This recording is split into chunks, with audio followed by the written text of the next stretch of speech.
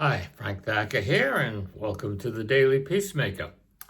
Um, so a while back, my wife and I decided to build a house, which we did, and it was quite a process along the ways.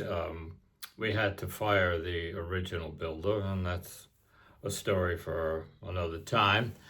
And I would think probably a lot of you people out there have done similar things, had a house built or addition put on, or maybe you have family members or yourself even that works in the building trades and stuff.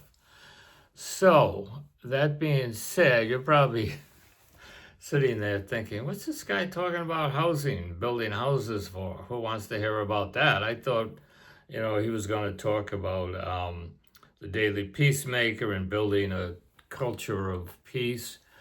And that's what I hope to do.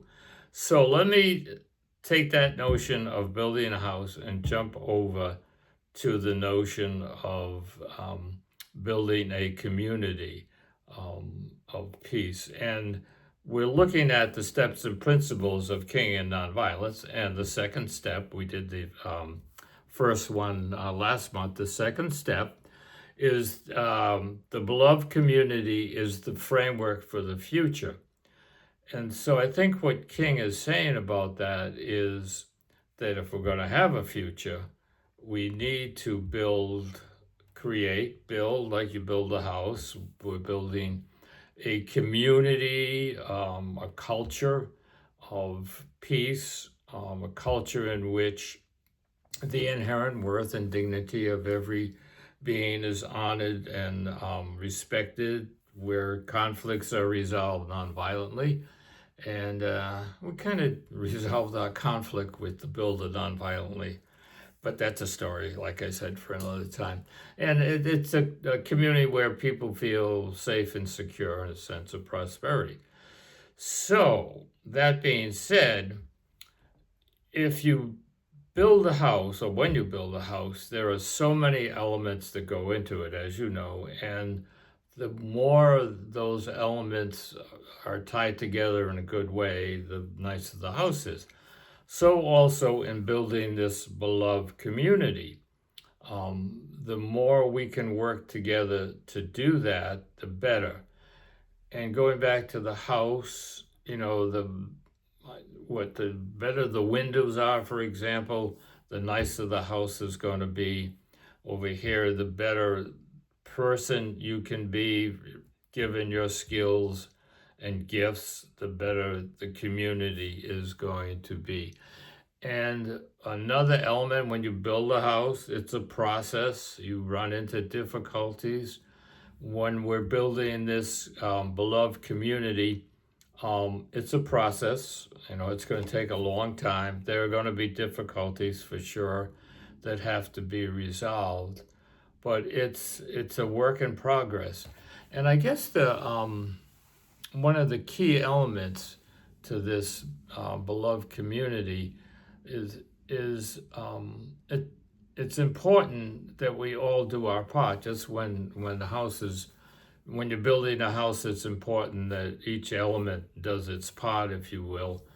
And like you can have a beautiful sliding glass door, and if it's not framed properly, and if the frame isn't held together by some strong nails and stuff, then the door is going to be off track or fall off the track or be not aligned. So the same thing over here. The better you can be as a human, or if you want to see yourself as a nail or a sliding glass door, the better you can be at the gifts with the gifts and skills you have, the better it's going to be for the building of this community. The quicker we're going to move forward and get there. And I guess another element to the comparison, it kind of works, building a house and building a beloved community, um, is that the foundation is important. And obviously, with a house, it's pretty obvious that if you don't have a good foundation, the whole thing is going to be off, lopsided, or maybe pieces are going to fall off, or it could be a real disaster. So, in building this culture of peace, this culture in which um, all beings are the inherent worth and dignity of all beings, every being is honored and respected. Conflicts are resolved nonviolently, and people feel a sense, well, I guess all beings, I would say, feel a sense of safety and security. And I keep saying that, but that's kind of like the essence of, at least from my perspective, the essence of, this beloved community. So if we're the good foundation aspect is no matter what your gifts, your talents, your daily living, if you build that on a foundation of nonviolence, well, I would say almost that no, I would say not almost that that's what we need to have our foundation of nonviolence, and in order to create that foundation, we need, I find it helpful to have some guidelines, which we talked about before, and that's for me where the Kingian steps and principles come in as guidelines. And there obviously are other practice or guidelines that are available to people.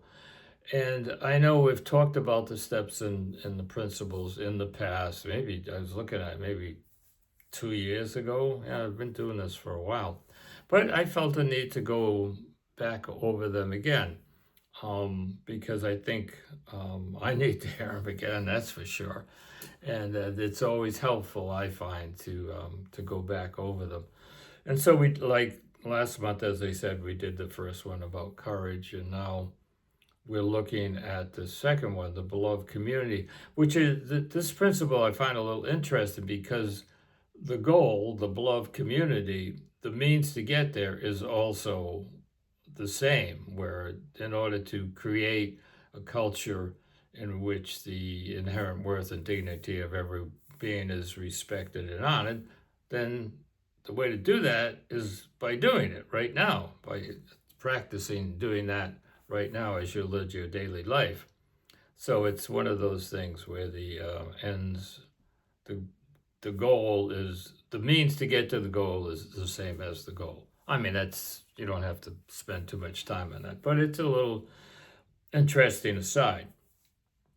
So the bottom line in this sense of this presentation or this podcast on the second principle, the beloved community, is the framework for the future. I think I guess there's two things. Maybe there's more than two, but at least two pop in to my mind. Is that if we don't create this culture, there probably won't be a future for our kids, grandkids, great grandkids, all the other elements, all the other beings, animals, plants, and stuff. Maybe some of those will go on, but if we don't create this culture, I don't think the human species will continue. But then the flip side is we can do it. It's really not that hard. It takes a lot of work, but it's not like rocket science in the sense that you have to be super smart to figure it out. It's more living your life nonviolently and getting better at it each day. And anybody can do that, really. If with especially with what's going on now, as we're getting more and more aware of what it means to live nonviolently and how there are models to follow and steps and principles and encouragement, and there's even studies being done now that show that nonviolence does work. People I run into a lot of stuff where people say, "Oh, that will never work."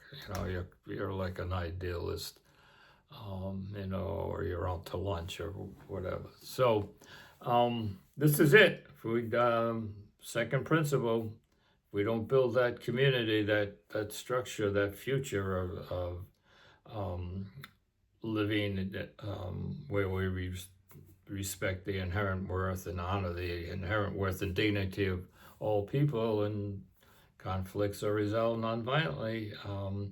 And this is it. It's important that you realize that you're part of building this beloved community. Each of us is, and when we all are working together, we'll get there a lot quicker. So I'll leave you with that thought of how important it is that you begin to live your life as nonviolently as you can. And I can apply that to myself also. So again, good to be with you, and may we walk in peace and oneness.